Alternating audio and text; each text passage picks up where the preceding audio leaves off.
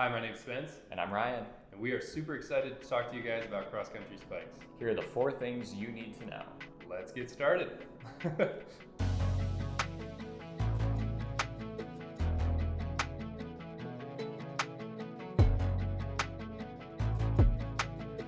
So point number 1 is going to be distinguishing features. The biggest distinguishing feature of a cross-country spike is going to be a rubber outsole. That's going to provide a little bit of traction versus a sprint spike. We have a plastic spike plate. So that's going to provide way more traction and give you more of an aggressive angle. What we mean by that is a little bit more toe spring so that you can really dig in on your toes. We're not sprinting until the finish, ideally, with cross country, so we don't need as aggressive of a toe spring angle or as much traction built in. The main thing that the rubber outsole is going to do for us is provide a little extra cushion.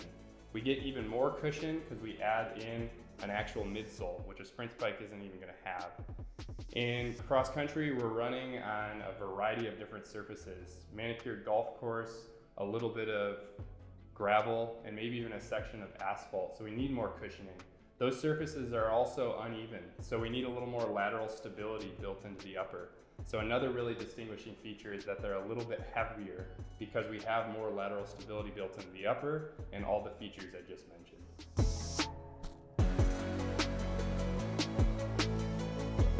Point number 2 is fit. So typically you want your cross-country spike to fit a little bit snugger than your training shoe. With a training shoe, we recommend about a ½ inch of space between the end of your toes and the end of the shoe. A good rule of thumb is using your thumbnail as a reference. For a cross-country spike, you want about a ¼ inch of space, or half of that distance. Make it fit a little bit snugger, more of a glove-like fit, to make it more responsive out on the course.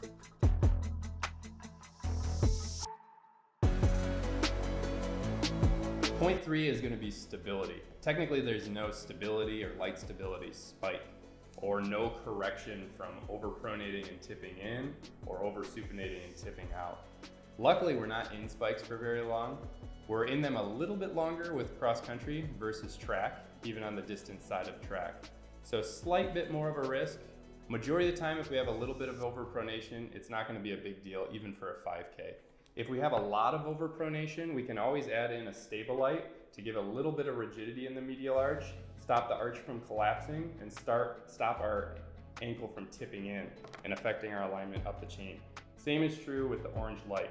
This will be a little bit narrower and usually fits into the profile of the spikes that much better. Point number 4 is care for your spikes. Ideally, we want these spikes to last at least a full season, and to do that, you've got to treat them right. So one of the biggest mistakes that people have with cross-country spikes is they over-tighten their spike implement. What we would like you to do is when you're putting the spike implement into the shoe, tighten it first with your hand, and then you can take the spike wrench and just give it about a ¼ of a turn to tighten it into the spike itself.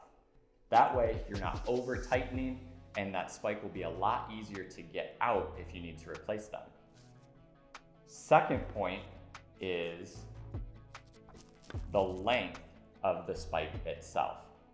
So making sure that we have the correct length of spike for the course or the conditions on the course.